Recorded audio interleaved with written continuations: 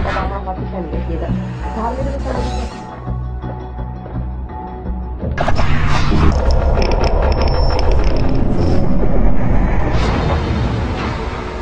Ladies and gentlemen, the very word secrecy is repugnant in a free and open society.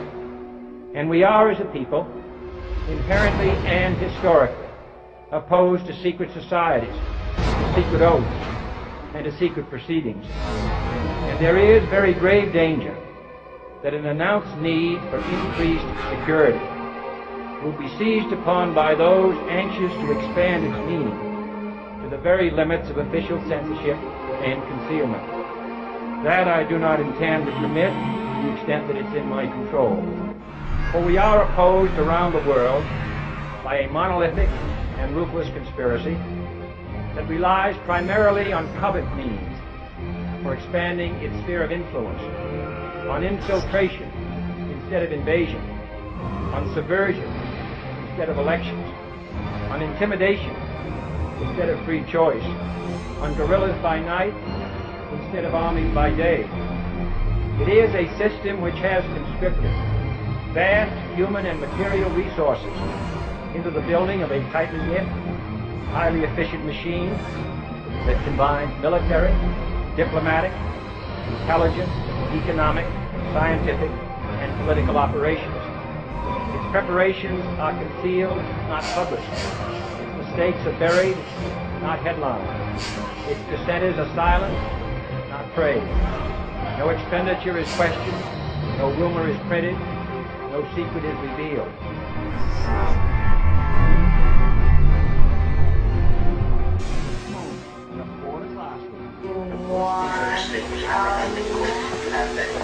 We have before us the opportunity to forge for ourselves and for future generations a new world order, a world where the rule of law, not the law of the jungle, governs the conduct of nations. When we are successful, and we will be, we have a real chance at this new world order, an order in which a credible United Nations can use its peacekeeping role to fulfill the promise and vision of the UN's founders. Pope Benedict XVI is calling for a new world financial order. In the third encyclical of his pontificate, Benedict denounced the profit-at-all-cost mentality of the globalized economy, and he lamented that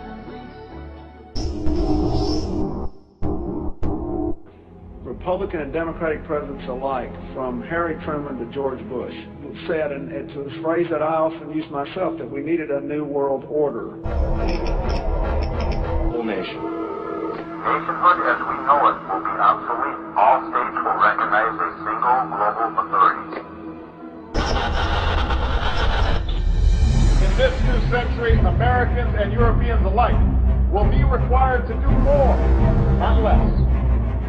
Partnership and cooperation among nations is not a choice. It is the only way, the one way.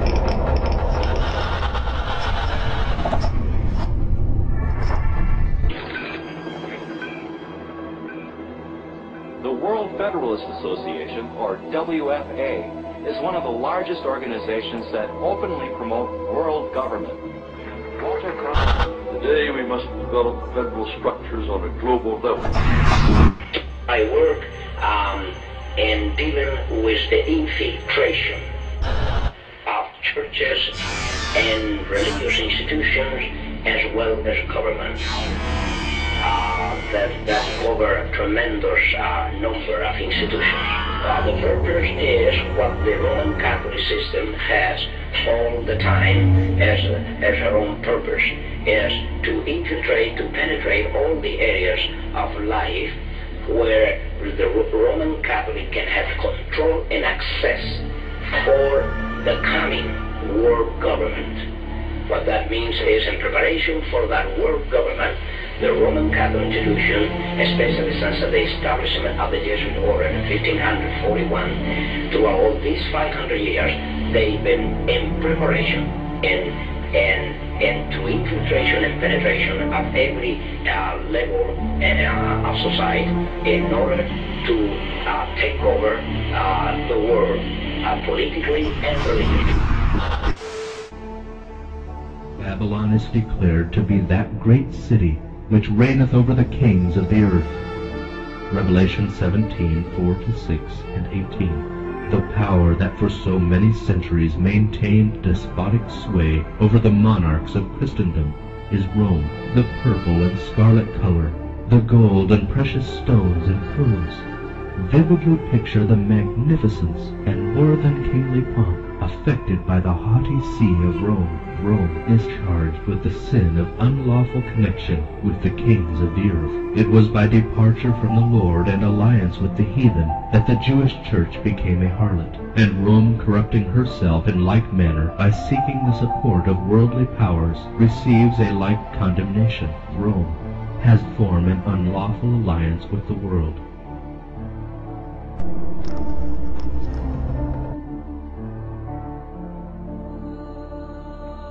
For all nations have drunk of the wine of the wrath of her fornication, and the kings of the earth have committed fornication with her,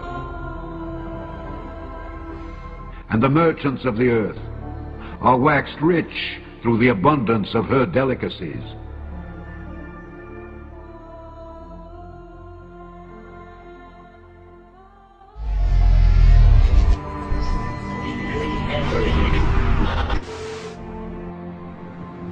And I heard another voice from heaven saying, Come out of her, my people, that ye be not partakers of her sins, and that ye receive not of her plagues.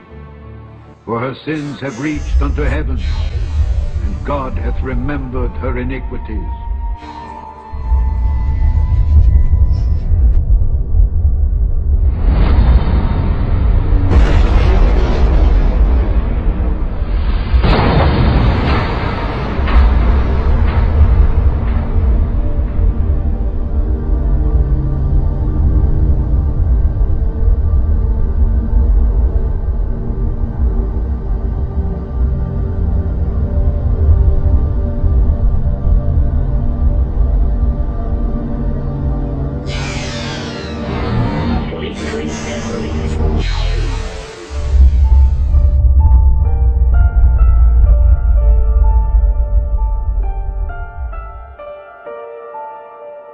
For by thy sorceries were all nations deceived.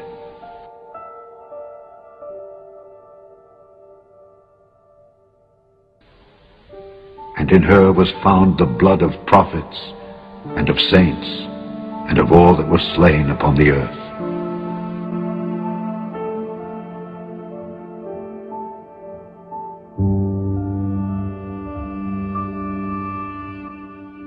Thousands of the followers of Christ, men, women, and children, were put to death in the most cruel manner. Some were crucified, some covered with the skins of wild beasts and torn in pieces by dogs. Others were clothed in garments of inflammable material and set on fire at night to illuminate the circus of the Vatican and the pleasure gardens of Nero. Thus this monster in human form amused the public by exhibiting his victims in their dying agonies, while he himself stood by, taking the keenest delight in their misery.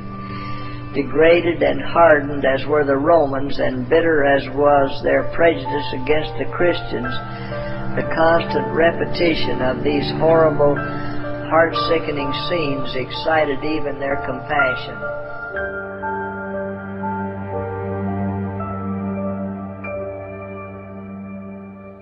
For God hath put in their hearts to fulfill his will, and to agree, and give their kingdom unto the beast, until the words of God shall be fulfilled.